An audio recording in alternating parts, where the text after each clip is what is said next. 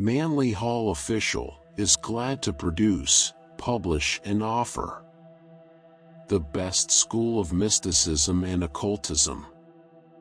Los Angeles, September 1st, 1935. Question: there are many different schools of mysticism and occultism in the world. How can a student discover with certainty the system best suited to his individual needs? Answer: philosophic religion has existed among men from the earliest recorded periods. No age has been without a spiritual revelation sufficient to its needs, no race has been left godless, and no nation has risen to power without religious institutions flourishing in its midst. The religious instinct is one of those fundamental impulses which all men share together, and the history of religion is in substance the history of civilization itself. Nor have the fundamental principles of religious life and purpose been greatly modified by the passing of centuries. True, the more barbarous practices of Save-Age peoples have been modified by the cultural impulses which have developed in the race.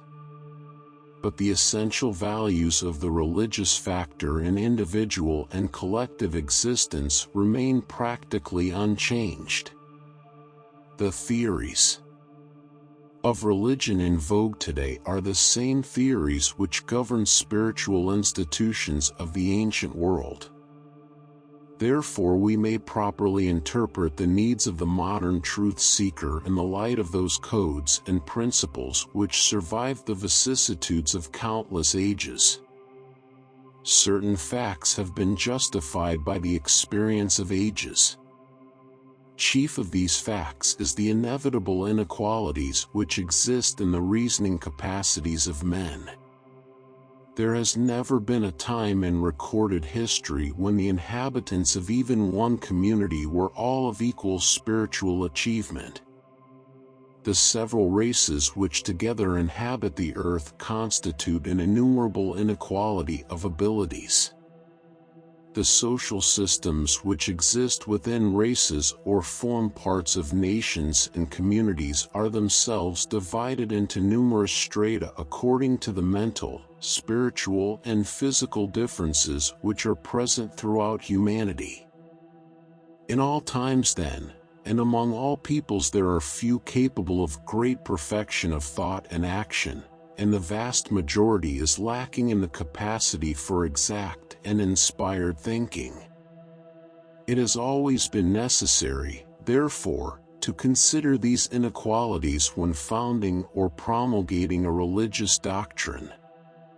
This condition, beyond immediate remedy by man, has forced religious and philosophical systems to grade their teachings, presenting only the simplest part of their doctrine to those of immature intellect, and reserving the most profound of their wisdom for the discerning and qualified few. If you're enjoying this video and finding value in the content, we kindly ask you to take a moment to subscribe to the channel. A large portion of our listeners and viewers haven't subscribed yet, and by doing so, you'll help us grow and continue bringing you more high-quality audiobooks. Your support means a lot to us, and it's just one click away. So, go ahead and hit that subscribe button to stay connected and never miss out on our latest releases. If we realize with St. Paul that all men are not equally qualified to receive those esoteric traditions which are the very soul and substance of religion, we can understand the origin of those numerous cults which must inevitably spring up to serve the spiritual needs of a greatly diversified humankind. There must be milk for babes and meat for men. There must be simple revelations suitable to minister to the needs of the spiritual peasantry, and more complicated and profound traditions to satisfy the mature thinking of enlightened persons. Here is no evil in a diversity of cults. The evil arises from the failure of these cults to realize that they are all part of one spiritual program. There has never been but one religion among men, but this religion, which Muhammad termed the natural faith of mankind, has been variously interpreted by various peoples in various ages. In recent times, these various interpretations have lost the realization of their final identity and have come to regard themselves as superior and distinct revelations. From this error has arisen the competitive theory, which has unfortunately permeated most of the religious institutions of the earth. The result has been a confusion of tongues and the phenomena of hundreds, yes thousands, of religious sects and isms laboring under the delusion of difference, each claiming superiority over the others, and attempting to discredit the tenets of all cults save its own. The enlightened student of metaphysics who has come to realize the fundamental unity of all life and purpose is not to be deceived by the contention of factions, but recognizes all the faiths of man as fragments of a universal religion, which is part of the very existence of all living things. Freed, therefore, from an unphilosophical addiction to creeds and dogmas, the honest and earnest seeker after the spiritual truths of life can examine dispassionately all beliefs and can claim as his own the good which he finds in each. Thus, we may pass over the issue of religious authority and, with an enlightened tolerance towards the beliefs of all men, examine the second factor in our problem. The great religious systems of the ancient world, which have descended to us as the basis of our present beliefs, were greatly influenced by the factors of race and geography. Race determined the profundity of the revelation and geography influenced its symbolism and interpretation. Races are the rung levels on the ladder of evolution, and each race is divided into sub-races, which represent quality levels within the racial structure itself. No two types or clans or communities in the world today are on precisely the same level of evolution. Each of the material divisions of the social system represents a level of unfolding consciousness and furnishes an environment for the attainment of certain vital experiences necessary to the final perfection of man. It naturally follows that souls evolving in each of these levels must have a spiritual interpretation of life suitable to the experiences of these levels. This is one of the reasons why missionary activities are so generally unsuccessful. It is profitless, yes, finally impossible, to convert any man to a spiritual code beyond his awareness or inconsistent with his present cycle of experience. Missions have therefore succeeded where they ministered to health or carried on educational work, but when they seek to deflect the individual from the course of his own consciousness, they accomplish more harm than good. Each of the great racial divisions of mankind received at its inception an interpretation of religion consistent with the purpose of the racial consciousness. These revelations were all derived from the same ancient and ageless source that we may term, for practical purposes, the wisdom religion of the world. Not only did each race receive its own tradition, but each race, as it unfolded, developed and specialized its tradition until the racial faiths took on distinct individualities. It is these individualities, now for the most part crystallized and inflexible, which we term the religious systems of the world. To classify a few of them. 1. Brahmanism. This was the religious system of the primitive Aryans, built up from a tradition which has been individualizing for nearly 1,000,000 years. Brahmanism is the fundamental religious impulse of India and has gradually been broken up into numerous dependent systems such as yoga, Vedanta, and Tantric philosophy. 2.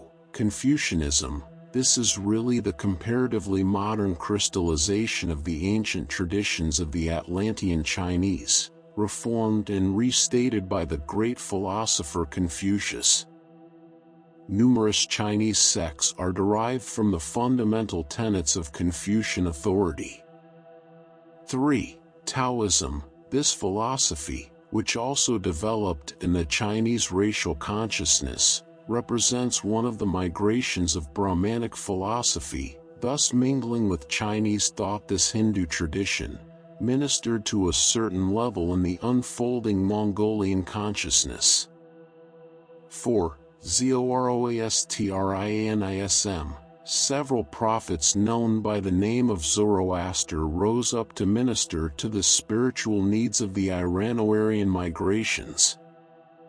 As the Persian civilization rose, the Magian cult of Zoroaster came to power and was finally reformed and restated some 600 years before the Christian era by Spitama, the last of the Zoroasters.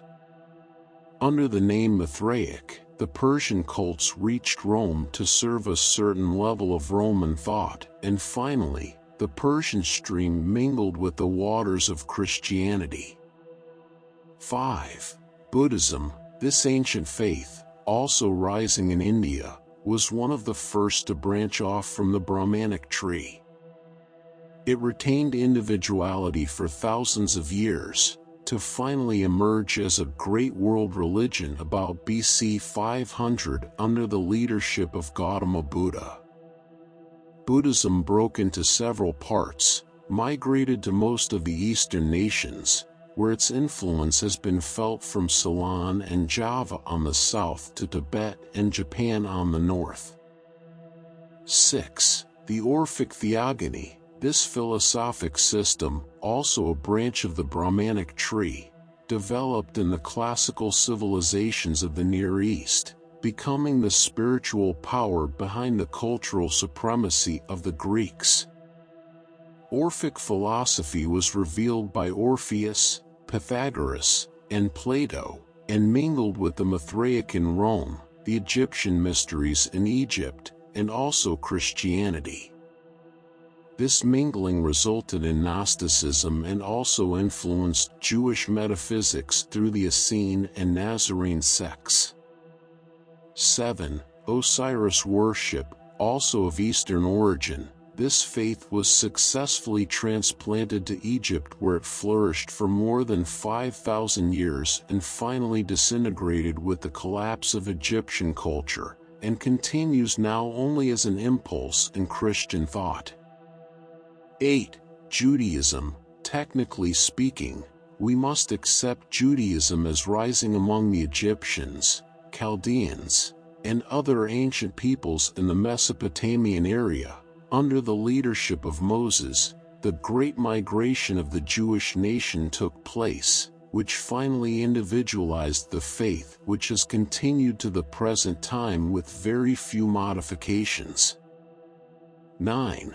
Christianity. The decadence of the pagan mysteries, due to the demoralizing effect of the disintegration of old peoples and the military era inaugurated by Rome, necessitated a restatement of the wisdom religion some 2,000 years ago.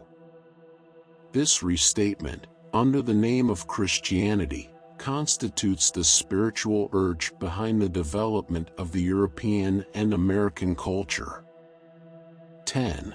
Mohammedanism. The last of the great world religions to come into being was the faith of Islam, the strongest branch to come from the tree of primitive Christianity. From the 6th century AD on, Islamism has increased in strength, and at the present time represents the most powerful rival to Christianity in the religious world. It has converted most of the Near East and penetrated far into Asia. Strangely enough, in the form of Islamism, some of the earliest of the Brahmanic theological doctrines return as a stranger to their own country.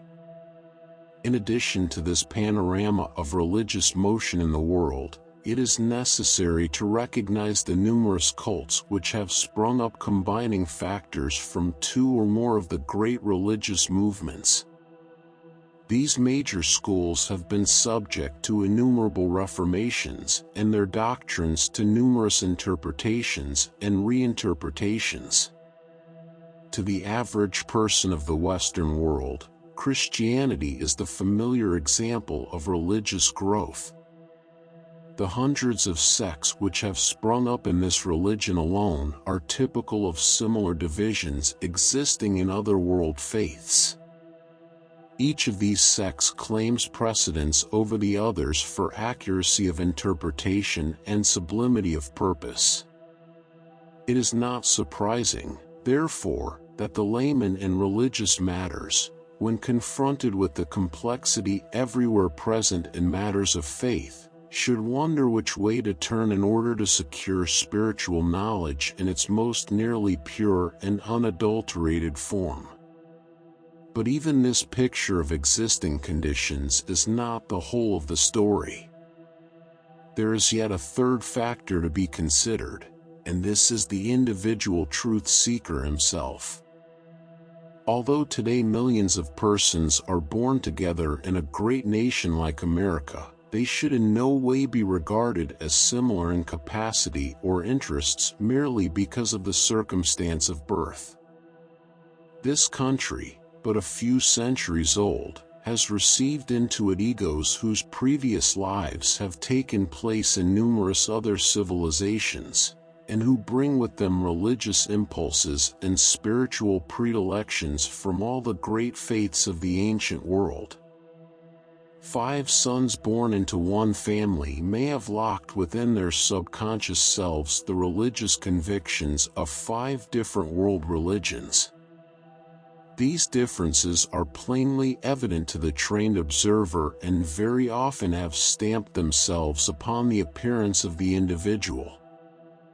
Thus, children born of centuries of Anglo-Saxon ancestry may have about them the impression that they have come from some Far Eastern country. Therefore, side by side in any gathering of 100% Americans are souls whose spiritual experiences bind them with the faiths and cultures of the world's most distant places.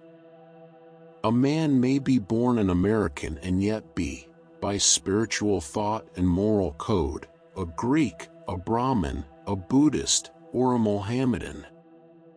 In harmony with the consistent course of Western life, all these people may be nominally members of the Christian faith in this present life.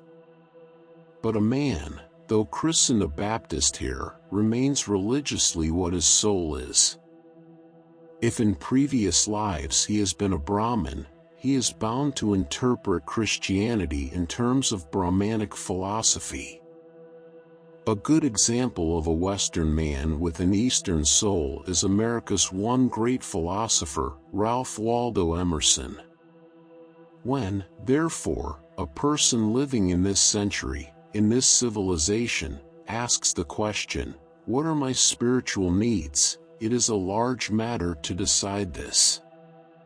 It is impossible to establish an interpretation of religion which suits the needs of all people because these people bring with them out of the deathless past impulses and attitudes which must be ministered to individually and intelligently.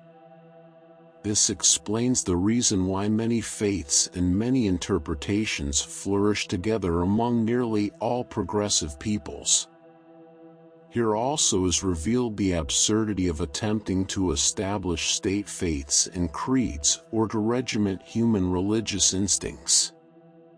This is also the reason why each truth seeker, in his search among faiths for the solution to his problem, finds at last some one belief that more than any other is suitable to his needs. Having thus traced the general course of our problem, we must next examine what may be termed the anatomy and physiology of religion. It was customary among the enlightened theologies of antiquity to distinguish grades of interpretation suitable for the numerous classes which exist within any society. From this comes the fashion of dividing all religious instructions into two general parts, termed exoteric and esoteric.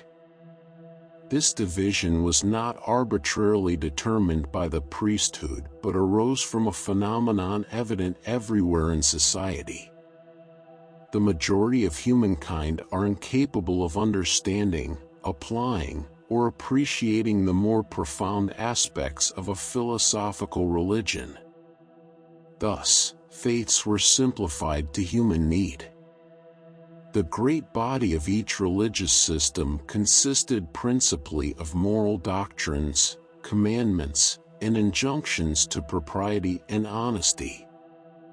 These simple codes regulated the body of society and gave ordinary persons a protective character-building code of life. The Golden Rule became the standard of human relationships in over 40 great faiths. Nor can any man deny today that this code, if applied, would solve most of the problems of empire. Nor can any man hope to ascend to the higher mysteries of spiritual existence who has not mastered and applied this simple formula of integrity. The majority of humanity neither questions nor inquires beyond the narrow circumference of creature comforts.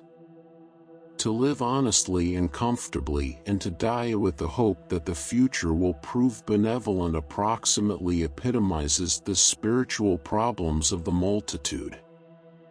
In fact, many well-educated and informed persons believe that this is all the religious knowledge that any human being needs and that all the rest is fancy and illusion.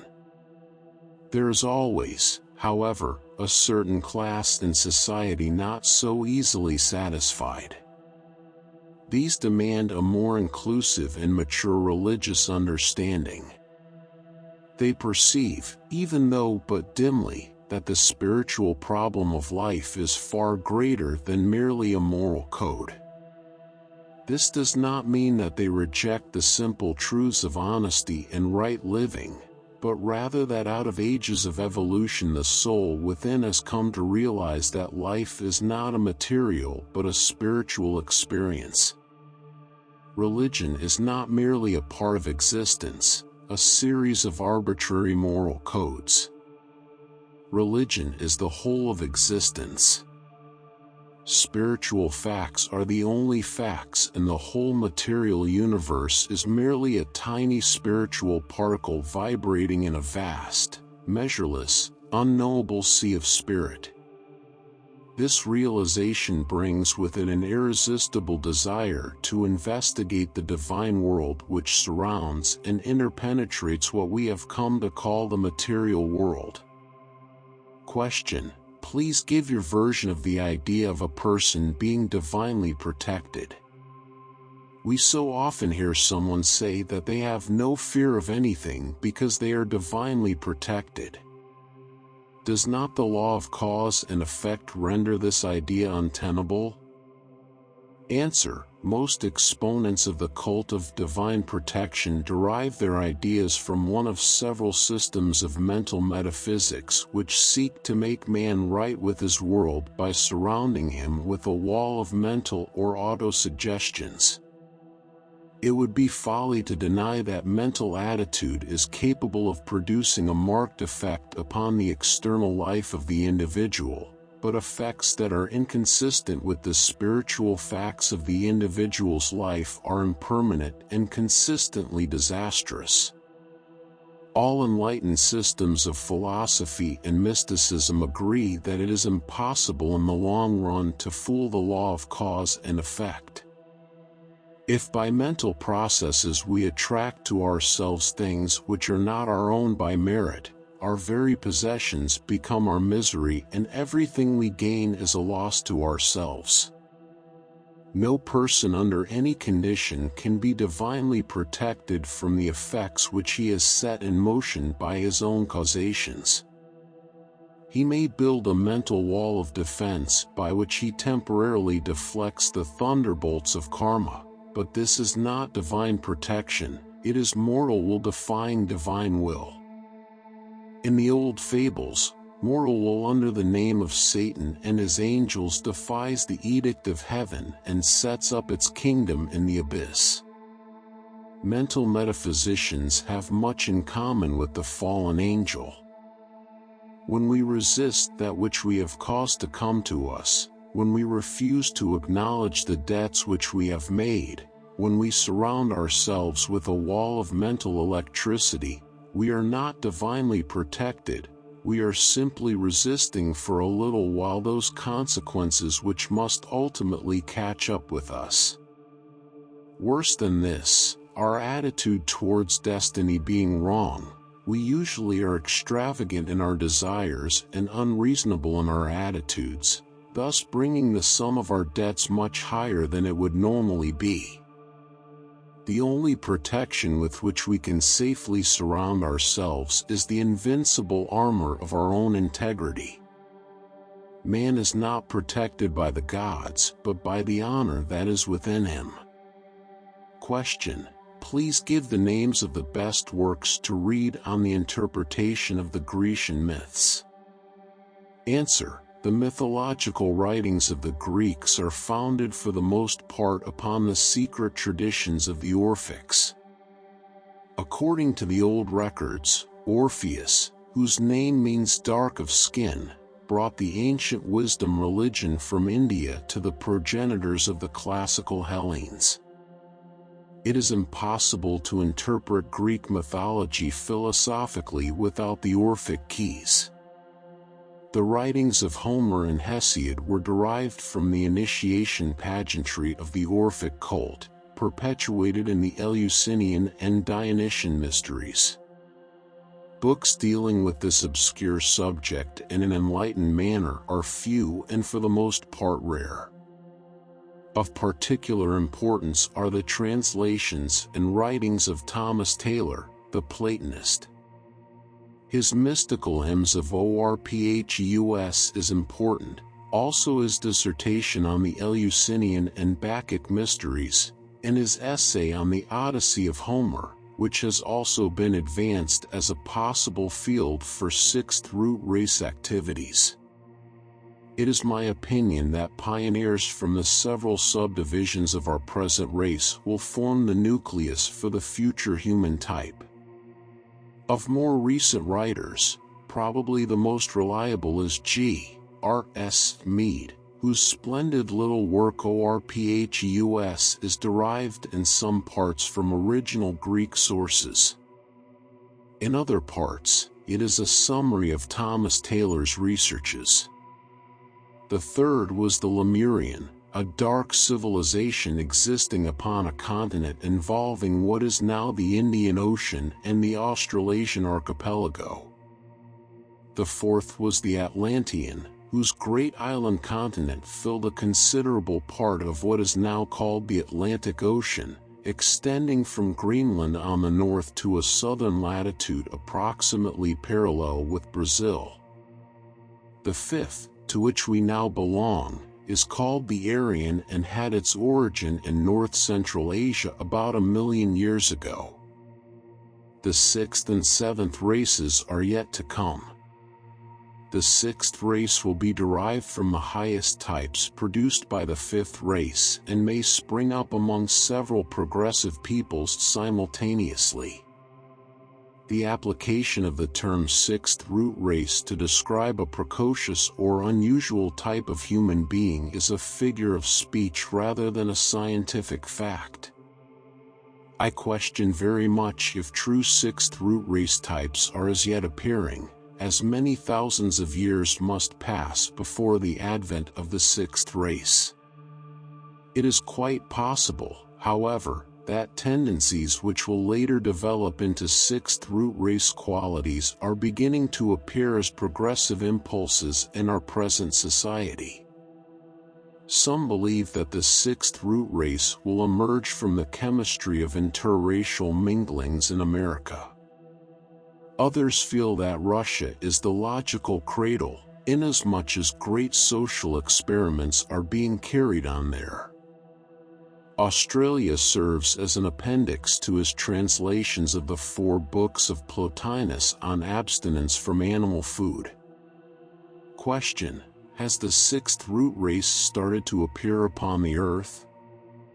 Answer: according to the metaphysical philosophy of the Brahmins, human life upon the earth manifests through 7 outpourings, which are called races. The first of these races is called the Polarian and inhabited a vast polar continent hundreds of millions of years ago.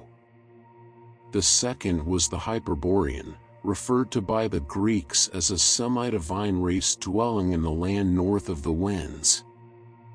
Question: please give a practical definition of mysticism. Answer: there are 3 terms in common use among metaphysicians which should receive exact definition. Esoterically speaking, occultism is the intellectual approach to truth, mysticism is the emotional approach to truth, and psychism is the physical approach to truth.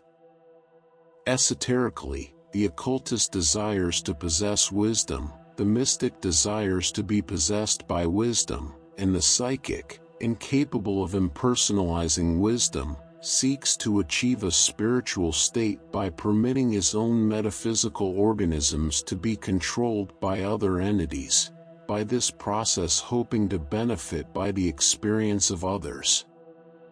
Practical mysticism may be defined as the intuitional grasp of reality. The practical mystic is one whose outer life is regulated by the beauty, gentleness, and sublimity of inward conviction. Mysticism is the sublimation of emotion. The Buddhist would define it as the transmutation of passions into compassions, the elevation of attachments from a level of particulars to the level of impersonals. Question: the expectation of the coming world teacher seems to be widespread, being as common in Asia, for example, as in this country. Is there a justification for this expectation? Answer: among the better informed students of the esoteric traditions, there is no immediate expectation of the advent of a world teacher. This does not mean that heroic personalities will not appear to aid the progress of the race. There is seldom a time when emissaries of the Great School are not at work in the world. The 5th race, our race, has already received its spiritual revelation, and no other major revelation can be expected until we have applied the wisdom that has already been given to us. About the year 1975, the next emissary of the Great White Lodge is expected, but this representative will not be regarded as a world teacher but merely as one of a long line of instructors who appear in the closing quarter of each century. The Lord Maitreya, whose coming is awaited in Asia, and who, in terms of Tibetan metaphysics, has already lowered 1 foot from his throne of the Golden Lotus, will be the world teacher of the 6th root race, and his coming cannot be expected until the nucleus of the 6th root race is fairly well integrated. In the meantime, disciples of the ancient wisdom receive their instruction from the ever-coming Lord within themselves. Question: what part does nationality play in reincarnation? Does a person incarnate into a different nation each time he is reborn? Answer: for practical purposes, we may regard nations as parts of races. They are rungs in the ladder of racial evolution. Nations offer specialized environments for the lives evolving within a racial consciousness. The nation into which an individual is born is determined by evolution and karma. The ego is not necessarily reborn each time into a different nation. It often requires many lives to outgrow national environments. national consciousness can hold egos to national programs for several lives. The present tendency towards internationalism is reflected in the short lives of nations, whereas ancient national institutions used to exist for thousands of years. Few nations today retain their essential characteristics for more than 300 to 500 years. This itself is an indication of the speeding up of evolution, a tendency consistent throughout nature. As consciousness unfolds, nationalism must give way to internationalism, and evolution itself will finally bring about the condition of men living together in equity and peace. Question: please tell us what sorcery really is. Answer: sorcery is black magic. In the ancient Atlantean world, a division took place in the occult arts. This resulted in what was called the two paths, white and black magic. White magicians were designated masters of the right, and black magicians, masters of the left. The difference between white and black magic is essentially the difference in motive. White magic is founded upon unselfishness, black magic upon selfishness. Then, natural ignorance in a student poses a challenge, according to man, who uses knowledge to gain superior accomplishment. Magic, the use of wisdom, is a tool that enables superior occult achievement, unlike the selfish use of power by the shaman or others for personal gain. We use the knowledge of ancient wisdom for the control of natural elements and the benefit of others, in contrast to selfish magic, which is primarily used for personal merit. Sorcery is the use of knowledge for personal gain, often in black magic, which is aimed at the control of others for selfish purposes. White magic, on the other hand, works with natural forces and higher wisdom, without seeking to dominate others. There are natural sorcerers who seek to manipulate elements in the physical world, using dark forces. White magic, however, is a higher, purer practice that is focused on universal benefit and not personal advantage. When moral factors enter, the magic becomes classified as either white or black, based on whether it is used constructively or destructively. Metaphysics today has in its ranks many little parlor sorcerers, thinking of prosperity, meditating for power, and scheming occultly for superiority over each other. Question: are there any other records of Jesus than the four Gospels? Answer: the principal sources of information concerning the life and teachings of Jesus are the four so-called Gospels. In addition to these records, there are apocryphal Gospels, still regarded as uncanonical, containing fragments of history and some material evidently legendary. The Jewish Talmud mentions a Jesus who preached and healed in Nazareth and Galilee, and was stoned to death for his heresies. It would seem, however, that the Jesus of the Talmud, Jehoshua, lived about 100 BC. The writings of the Ante-Nicene Fathers contain some traditions presumably derived from 1st century sources. The most important of the Ante-Nicene records are found in Irenaeus. There is a brief statement in Josephus, but this is regarded by most authors as a forgery.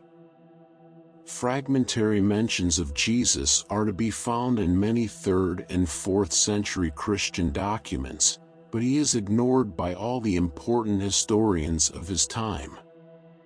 Taking it all in all, the Gospels remain as the only systematic exposition of his life and works. The most important records outside of the Gospels are the Gnostic writings, but in these, Christ is treated as symbolical rather than historical, and they are not contemporary.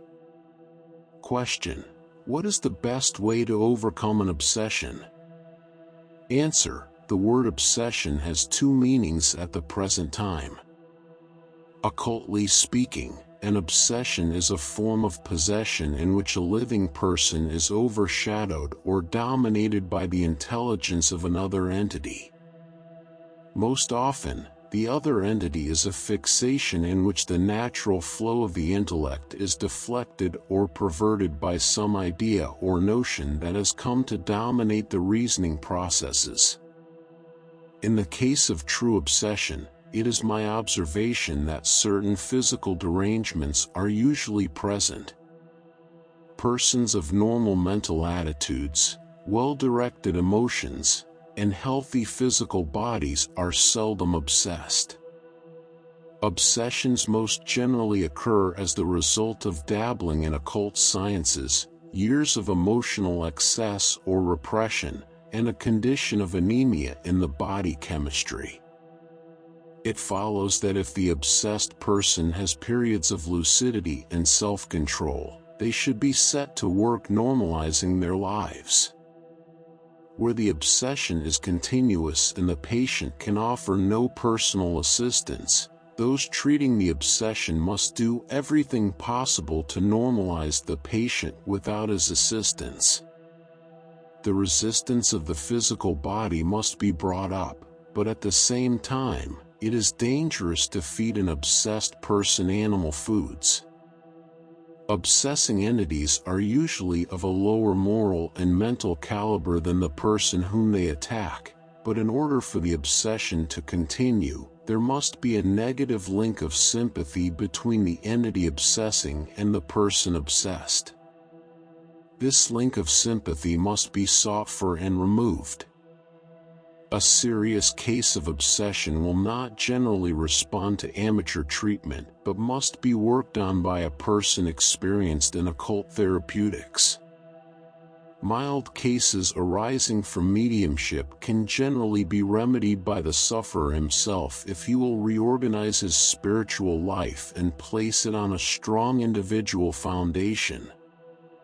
Thought power is a great force in working with obsessions, and constructive thought regularly directed to the sufferer by a group of sympathetic people has been known to work wonders. In no case, however, should these thought impulses be sent forth in a destructive way, even against the obsessing entity, for we do not fight evil with evil, but evil with good. Yours very sincerely, Min Lyp Hall. Copyright 2025 by Manly Hall Official. Thank you for listening. Please consider to subscribe, like, and share to help the channel growth, new videos on a daily basis.